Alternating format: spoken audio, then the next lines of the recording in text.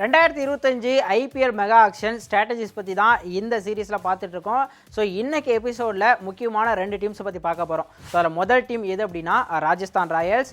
ஐபிஎல்லுடைய inaugural சீசனில் cup win பண்ண Rajasthan Royals. அதுக்கப்புறம் இது வரைக்கும் ஒரு முறை கூட வந்து கப்பு வின் பண்ணல. பட் லாஸ்ட் சீசன் வந்து ஒரு நல்ல பர்ஃபார்மன்ஸ் கொடுத்தாங்க சஞ்சு சாம்சன் தலைமையிலான ராஜஸ்தான் ராயல்ஸ் அணி. பிளே ஆஃப்ஸ் வரைக்கும் வந்தாங்க. ஸோ இந்த சீசன் எப்படிப்பட்ட ஒரு டீம் அமைக்க போகிறாங்க அப்படிங்கிறத பொறுத்து வந்து பார்க்கணும். அதிகபட்ச ரிட்டன்ஷனான 6 பிளேயர்ஸையும் வந்து 2025 ஐபிஎல் மெகா ஆக்ஷனுக்கு முன்னாடி அவங்க வந்து தக்க வச்சிருக்காங்க. ஸோ இதில் பார்த்தோம் அப்படின்னா நம்பர் 1 பொசிஷனில் கேப்டன் சஞ்சு சாம்சனை 18 கோடி ரூபாய்க்கு வந்து தக்க வச்சிருக்காங்க. அடுத்தது பார்த்தோம் அப்படின்னா young and energetic player Yashasvi Jaiswal ஓப்பனிங்கில் ராஜஸ்தான் ராயல்ஸுக்கு ரொம்பவே அட்டகாசமாக பண்ணிட்டு இருக்காரு. அவரை 18 கோடிக்கு வந்து தக்க வச்சிருக்காங்க. இவங்களை தொடர்ந்து ரியான் பராக் அண்ட் துருவ் ஜுரல் இவங்க 2 பேரையும் தலா 14 கோடி ரூபாய்க்கு வந்து ரீட்டைன் பண்ணியிருக்காங்க. ஃபாரின் பிளேயரை பொறுத்த வரைக்கும் சிம்ரன் ஹெட்மயரை 11 கோடி ரூபாய்க்கு வந்து ரீட்டைன் பண்ணியிருக்காங்க. பவுலிங்கில் பொறுத்த வரைக்கும் பார்த்தோம் அப்படின்னா ஒரே ஒரு பிளேயர் தான், அவரையும் அன்கேப்டு பிளேயராக சந்தீப் சர்மாவை 4 கோடி ரூபாய்க்கு வந்து ரீட்டைன் பண்ணியிருக்காங்க. ஸோ இவங்க அதிகபட்ச ரிட்டன்ஷனான ஆரையும் யூஸ் பண்ணிட்டதுனால இவங்களுக்கு ஆர்டிஎம் வந்து அவைலபிளாக இல்லை. ஸோ இருக்கக்கூடிய 41 கோடி இந்த ரிமைனிங் பர்ஸை வச்சு தான் மற்ற பிளேயர்ஸை வந்து வாங்க வேண்டிய ஒரு கட்டாயம் வந்து அவங்களுக்கு இருக்குது. பட் இருந்தாலும் கூட இருக்கக்கூடிய இந்த 6 பிளேயரும் பிளேயிங் 11ல் வந்து ஒரு சாலிடான பர்ஃபார்மன்ஸ் கொடுக்கக்கூடிய பிளேயர்ஸ்னு சொல்லலாம். அதுவே இவங்களுடைய இப்போதைய சூழல் இருக்கக்கூடிய அந்த பிளேயிங் 11ல் இந்த பிளேயர்ஸ் வந்து எந்தெந்த இடத்த ஃபில் பண்ணுவாங்கன்னு பார்த்தோம் அப்படின்னா ஓப்பனிங்கில் எஸ்எஸ்வி ஜெய்ஸ்வால் இருக்காரு. கண்டினியூஸாக வந்து ரன் ஸ்கோர் பண்ணிட்டு இருக்காரு. ஸோ அவருடைய ஓப்பனிங் ஸ்பாட் வந்து சீல்னு சொல்லலாம். அதுவே நம்பர் 3ல் இது வரைக்கும் ஆடிட்டு இருக்கக்கூடிய சஞ்சு சாம்சன் இந்த சீசனும் அவங்களுக்கு நம்பர் 3ல் ஆடுவாரா இல்லை இப்போ ரீசெண்ட் டைமில் T20 கிரிக்கெட்டில் இந்தியாவுக்காக ஓப்பன் பண்ணுற சஞ்சு சாம்சன் ஐபிஎல்லையும் ஓப்பன் பண்ணுவாரா அப்படிங்கிறத பொறுத்து வந்து பார்க்கணும். அதுவே மிடில் ஆர்டரை பொறுத்த வரைக்கும் ரியான் பராக் அண்ட் துருவ் ஜுரல் இவங்க பேரும் நம்பர் 4 அண்ட் நம்பர் 5ல் வந்து அட்டகாசமான பர்ஃபார்மன்ஸ் கொடுத்துருக்காங்க. ஃபினிஷிங் ரோலில் நம்பர் 6ல் சிம்ரன் ஹெட்மயர் இருக்காரு. ஸோ பவுலராக பார்த்தோம் அப்படின்னா 11வது பிளேஸில் வந்து சந்தீப் சர்மா இருக்காரு. ஸோ அவரை வந்து இவங்க இம்பாக்ட் சபா கூட யூஸ் பண்ணலாம் 12வது பிளேயராக. ஸோ இப்படி இருக்கும்போது இவங்களுடைய டீம் பார்த்தோன்னா ஓரளவுக்கு செட் ஆகிடுச்சு. ஸோ இவங்களுக்கு என்ன நீடு இருக்குது அப்படின்னு சொல்லி பார்த்தோன்னா ஒரு ஓப்பனர் தேவை. ஏன்னா கடந்த காலங்களில் ஜோஸ் பட்லர் மாதிரி ஒரு எக்ஸ்ப்ளோசிவான ஹிட்டர் வந்து ஓப்பனராக இருக்கும்போது அவங்களுக்கு மிகப்பெரிய ஒரு பலமாக இருந்தது. ஸோ அதே மாதிரி இந்த சீசனில் வந்து சஞ்சு சாம்சன் ஒன் டவுனில் ஆட போகிறாருன்னா இவங்களுக்கு கண்டிப்பாக ஒரு ஓப்பனர் தேவை. சப்போஸ் சஞ்சு சாம்சன் வந்து ஓப்பன் பண்ணிட்டார் அப்படின்னாக்க ஒன் டவுனில் ஆடக்கூடிய ஒரு பேட்ஸ்மேனை வந்து அங்கே எதிர்பார்ப்பாங்க. ஸோ மிடில் ஆர்டரை பொறுத்த வரைக்கும் கிட்டத்தட்ட 3 பிளேயர்ஸ் வந்து செட் ஆகிட்டாங்க. Riyan Parag, Dhruv Jurel and Shimron Hetmyer. So top ஆர்டரில் இன்னும் ஒரே ஒரு ஸ்லாட் தான் இருக்குது. ஸோ அதுக்கேற்ற மாதிரி ஒரு நல்ல பிளேயர் எடுத்தாங்களா போதும். அதுவே இவங்களுக்கு பார்த்தோம் அப்படின்னா ஆல்ரவுண்டர் வந்து யாருமே இல்லை. ஸோ ஆல்ரவுண்டர்ஸையும் இவங்க வந்து ரொம்பவே கீனாக வாட்ச் பண்ணாங்க. ஆர்ஆரோட ஒரு மிகப்பெரிய பலம்னா அவங்களுடைய ஸ்பின் டுவோ தான். ஆர் அஸ்வின், யுஸ்வேந்திர சகல் இவங்க 2 பேரும் கடந்த காலங்களில் ரொம்பவே அட்டகாசமாக விளையாடி கொடுத்துருக்காங்க. அவங்க 2 பேருமே இப்போ வந்து ரிலீஸ் பண்ணிட்டாங்க. அப்படிங்கும்போது 2 பேரையும் ஆக்ஷனில் எடுக்க முடியுமா அப்படிங்கிறத பொறுத்து தான் பார்க்கணும். சப்போஸ் அவங்க கிடைக்காத பட்சத்தில் வேற ஒரு நல்ல பொட்டன்ஷியல் இருக்கக்கூடிய ஸ்பின்னர்ஸ் வந்து அவங்க தேடி போவாங்க. ஃபாஸ்ட் பவுலர்ஸை பொறுத்த வரைக்கும் சந்தீப் சர்மா மட்டும்தான் இருக்காரு. ஸோ இது வரைக்கும் அவங்க பார்த்தோம் அப்படின்னா இந்தியன் ஃபாஸ்ட் பவுலர்ஸை வச்சு நல்லாவே பர்ஃபார்ம் பண்ணியிருக்காங்க. பிரசித் கிருஷ்ணா, ஆவேஸ் கான் இந்த மாதிரியான பிளேயர்ஸை வந்து அவங்க வந்து யூஸ் பண்ணியிருக்காங்க.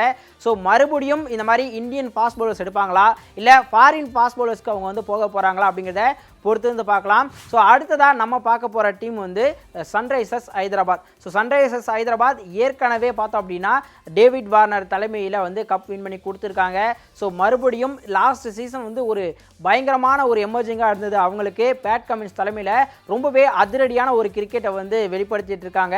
ஸோ அவங்க பார்த்தோம் அப்படின்னா 5 பிளேயர்ஸை வந்து இந்த ஐபிஎல் மெகா ஆக்ஷனுக்கு முன்னாடி ரீட்டைன் பண்ணியிருக்காங்க. ஸோ அதில் முதல் இடத்துல ஹென்ரி கிளாசனை 23 கோடி கொடுத்து வந்து ரீட்டைன் பண்ணியிருக்காங்க. ஸோ இந்த ஐபிஎல் மெகா ஆக்ஷனுக்கு முன்னாடி ரீட்டைன் பண்ணப்பட்ட வீரர்களையே அதிக தொகைக்கு இவர் தான் கொடுத்துருக்காங்க. ஸோ அதுக்கு ஒர்த்தான பிளேயர்னு சொல்லலாம். ஏன்னா அவருடைய பொட்டன்ஷியல் என்ன அப்படிங்கிறத சமீப காலங்களில் ஐபிஎல்லும் சரி இன்டர்நேஷனல் கிரிக்கெட்லையும் சரி அவர் வந்து ப்ரூவ் பண்ணியிருக்காரு.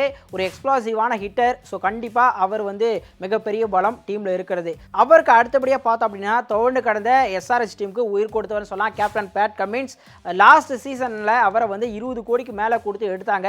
ஸோ அதுக்காக டீம் வந்து ரன்னரப்பாக வந்து கொண்டு வந்து கொடுத்தாரு. ஸோ அவரை 18 கோடியில் வந்து ரீட்டைன் பண்ணியிருக்காங்க. அடுத்ததாக லாஸ்ட் சீசனோட ஒரு டெட்லி ஓப்பனிங் காம்போன்னு சொல்லலாம் அபிஷேக் சர்மா மற்றும் டிராவிஸ் ஹெட் இவங்க 2 பேரையும் தலா 14 கோடிக்கு வந்து ரீட்டைன் பண்ணியிருக்காங்க. அதே மாதிரி இந்தியன் ஆல்ரவுண்டர் நிதிஷ்குமார் ரெட்டியை 6 கோடிக்கு ரீட்டைன் பண்ணியிருக்காங்க. ஸோ ஒட்டுமொத்தமாக இவங்க 5 பிளேயர்ஸ் வந்து ரீட்டைன் பண்ணியிருக்காங்க. இவங்களுடைய ரிமைனிங் பர்ஸ் அமௌண்ட் பார்த்தோம் அப்படின்னாக்க 45 கோடி ரூபாய் வந்து வச்சிருக்காங்க. ஒரு ஆர்டிஎம் வந்து அவைலபிளாக இருக்குது. ஸோ இந்த இடத்துல நம்ம கவனிக்க வேண்டியது என்னன்னா, அவங்க ரீட்டைன் பண்ணியிருக்கிற 5 பிளேயர்ஸும் கேப்டு பிளேயர்ஸ் அப்படிங்கிறனால இந்த ஒரு ஆர்டிஎம்மையும் அன்கேப்டு பிளேயர்ஸ் தான் அவங்க யூஸ் பண்ண முடியும். ஸோ அந்த ஒரு அன்கேப்டு பிளேயர் ஆர்டிஎம்க்கு இவங்ககிட்ட 2 பிளேயர்ஸ் இருக்காங்க. ஸோ அந்த 2ல் யாரோ ஒருத்தருக்கு யூஸ் பண்ணலாம். ஸோ அதில் முதல் பிளேயர் பார்த்தோம் அப்படின்னா ஷாபாஸ் அகமது.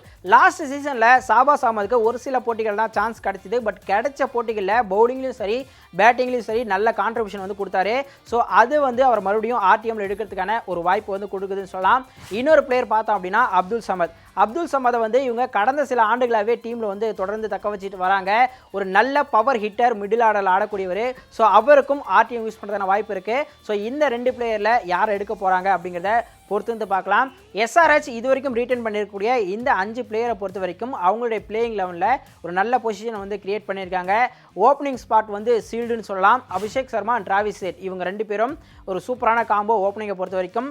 நம்பர் 4ல் நிதிஷ்குமார் ரெட்டி, நம்பர் 5ல் ஹென்ரி கிளாசன் 2 எக்ஸ்ப்ளாசிவ் ஹிட்டர்ஸ் வந்து இருக்காங்க அவங்களுக்கு.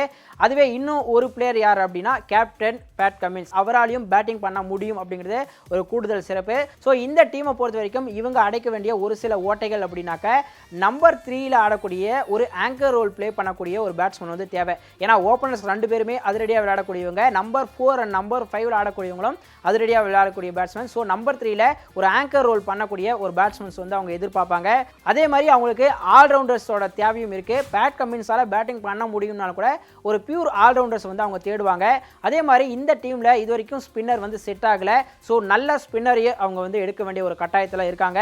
அதே மாதிரி ஃபாஸ்ட் பவுலிங்கில் பொறுத்த வரைக்கும் பேட் கமின்ஸ் இருந்தாலும் அவரோட சேர்ந்து ஒரு பவுலிங் யூனிட்டாக வந்து பர்ஃபார்ம் பண்ணுறதுக்கு நல்ல பவுலிங் யூனிட் வந்து தேவை.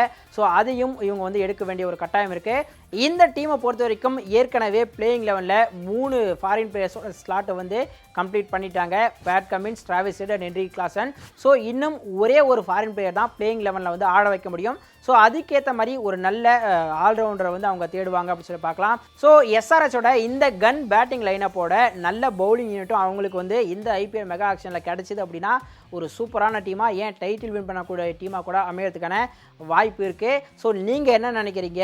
சஞ்சு சாம்சன் தலைமையிலான ஆர்ஆர் டீம் எந்தெந்த பிளேயர்ஸ் எடுக்கணும்னு நீங்கள் விருப்பப்படுறீங்க? அதே மாதிரி லாஸ்ட் சீசனில் ரன்னரப்பாக வந்த எஸ்ஆர்எஸ் டீம் இந்த சீசனில் வந்து வின்னராக மாறணும்னா அவங்க எந்த மாதிரி பிளேயர்ஸ்க்கு வந்து டார்கெட் பண்ணணும்னு நீங்கள் நினைக்கிறீங்க அப்படிங்கிறத மறக்காமல் கமெண்ட்டில் சொல்லுங்கள். இதே மாதிரி மற்ற டீம்ஸோட ஐபிஎல் மெகா ஆக்ஷன் ஸ்ட்ராட்டஜிஸ் பற்றின ஒரு அனாலிசிஸ் வீடியோ அடுத்தடுத்த எபிசோட்ஸில் வருது. ஸோ அது எல்லாத்தையும் மறக்காமல் பார்த்து ரசிங்க. உங்களோட கருத்துக்களை மறக்காமல் கமெண்ட்டில் சொல்லிவிட்டு இந்த வீடியோ உங்களுக்கு பிடிச்சிருந்தா லைக் பண்ணுங்கள், ஷேர் பண்ணுங்கள். அடுத்த வீடியோவில் பார்க்கலாம்.